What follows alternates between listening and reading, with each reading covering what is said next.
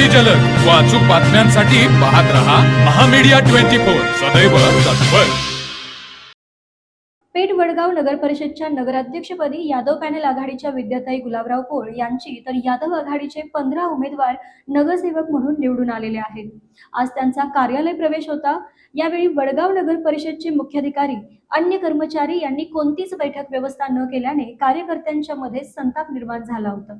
पेठ वडगावच्या प्रथम लोकनियुक्त महिला नगराध्यक्षा विद्याताई पोळ यांचा नगरपालिकेमध्ये कार्यालय प्रवेश होता। यावेळी मुख्याधिकारी औपचारिक स्वागत करून निघून गेले तर अन्य एकही कर्मचारी उपस्थित नव्हता। त्यामुळे यादव आघाडीच्या कार्यकर्त्यांनी वडगाव नगर परिषदच्या प्रशासनाने यादव आघाडीचाच नाही तर वडगाव येथील तमाम जनतेचा अपमान केला अशी भावना निर्माण झाल्याचे व्यक्त करत घटनेचा निषेध करून मुख्याधिकाऱ्यांची तात्काळ बदली करण्यात यावी अशी मागणी पत्रकार परिषदेत केली। यावेळी लक्ष्मी माने, सूरज पाटील, सुमन पाटील यांनी निषेध नोंदवला। यावेळी सुरेश चौगुले यासोबतच अशफाक बागवान, सचिन तुरंबेकर, नितीन दिंडे, वसंत पन्हाळकर, जगन्नाथ माने, बंडूलाल शिकलगार, दादासो सरकार, सत्वशील जाधव यांच्यासह ग्रामस्थ उपस्थित होते। नमस्कार। आज आपल्या वडगाव नगरपालिकेमध्ये नवनियुक्त लोकनियुक्त असलेले नगराध्यक्ष आणि नगरसेवक हे पदभार घेण्यासाठी आज नगरपालिकेत हजर राहत असताना कोणत्याही प्रकारचा नगरपालिकेच्या प्रशासनानं जो प्रोटोकॉल देणं अपेक्षित आहे तो कुठेतरी नजर आड करून त्या लोकांना आतमध्ये प्रवेश दिला गेला।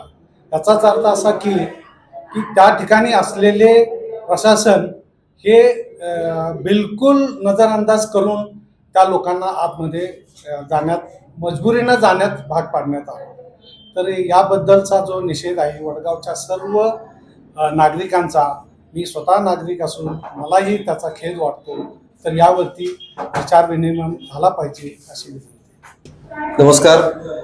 2025च्या वडगाव नगरपालिका निवडणुकीमध्ये लोकनियुक्त नगराध्यक्ष पदाच्या निवडणुकीमध्ये आदरणीय विद्याताई यांची निवड झाली आणि या निवडीनंतर आज नगरपालिकेच्या इमारतीमध्ये नगरपालिका कक्षामध्ये ज्यावेळेला लोकनियुक्त नगराध्यक्षा आज येणार होत्या, या येण्याच्या कार्यवाहीमध्ये लोकांची व कार्यकर्त्यांची एक मागणी होती। त्याचबरोबर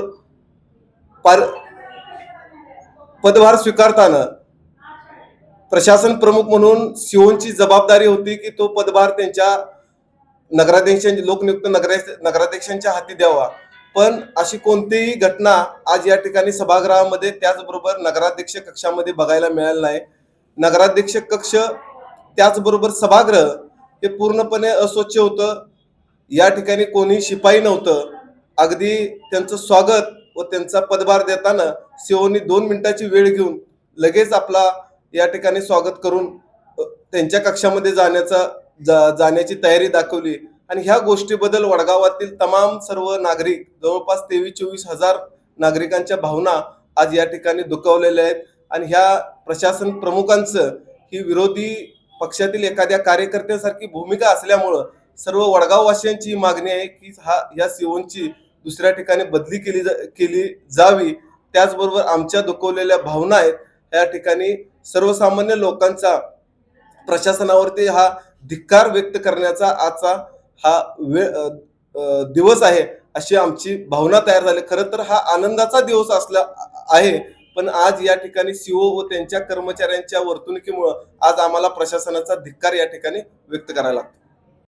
बघा, आम्ही नगरपालिकेत आहे, आम्ही सगळी नगरसेवक सगळे आम्ही जाताना शिवसाहेब तिथं नव्हतं, म्युन्सिपाल्टीचं कामगार कोण नाही तिथं। आम्ही सगळी जाताना वर गेलो तर सभागृहात कोण सुद्धा नव्हतं।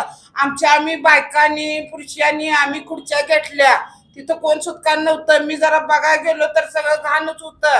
9-10 वर्षाचं आम्हीच म्हणलो हे पुसून काढा सगळं। मग आम्ही लेडीज बायांनी सगळं पुसून काढून आम्ही माळा लावल्या, सगळं आम्ही केलं। म्युन्सिपाल्टीचा योग बी कामगार नाही, शिवसाहेब नाही, अशी कोण सुद्धा तिथं नव्हती। एवढीच विनंती आहे माझी प्रशासनाला की आमचं एवढं चांगलं होत असताना तुम्ही अशी घाण करू नका आणि चांगलं राहा आणि शिवसाहेबांची बदली लगेच एवढी करा।